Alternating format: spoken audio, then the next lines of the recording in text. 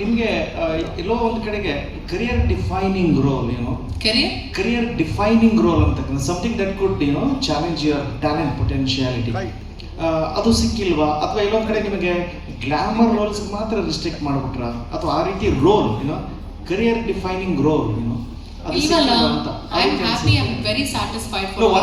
one role that could challenge your abilities, your skills, your talent. ಯಾವುದೋ ಒಂದು roll ನನಗೆ ಈ ರೀತಿ ಒಂದು ರೋಲ್ ಬೇಕು, ನನ್ನ ಫಿಲ್ಮೋಗ್ರಾಫಿನಲ್ಲಿ ಈ ರೀತಿ ಒಂದು ರೋಲ್ ಇದ್ರೆ ಐ ಥಿಂಕ್ ಆ ಪಾತ್ರ ನನಗೆ ಕೂಲಿಲ್ ಸಿಕ್ಕಿದೆ. ಇವಾಗ ಸಿಕ್ಕಿರುವಂಥ ಪಾತ್ರ ಲ್ಯಾಂಡ್ ಲಾರ್ಡ್ ಅಲ್ಲಿ ಮತ್ತೆ ಕಲ್ಟಲ್ಲಿ. I am happy.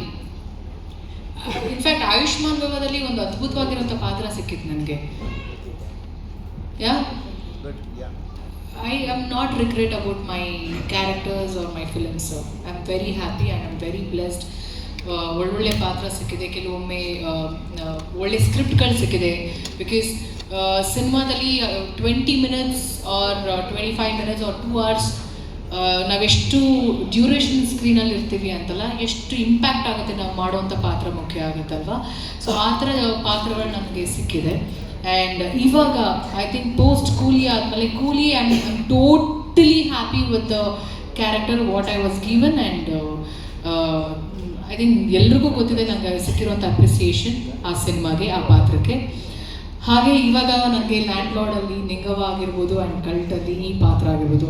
ನಮ್ಮ ಡೈರೆಕ್ಟರ್ ಸರ್ ಹೆಸರು ಕೂಡ ರಿವೀಲ್ ಮಾಡಿಬಿಡಿ ಅಂತ ಹೇಳಿದ್ದಾರೆ. ಇಷ್ಟೆಲ್ಲ ರೆಸ್ಟ್ರಿಕ್ಷನ್ಸ್ ಇದೆ ನನಗೆ ಇವತ್ತು ವೇದಿಕೆ ಮೇಲೆ ಕೂತ್ಕೊಂಡು ಮಾತಾಡೋದಕ್ಕೆ.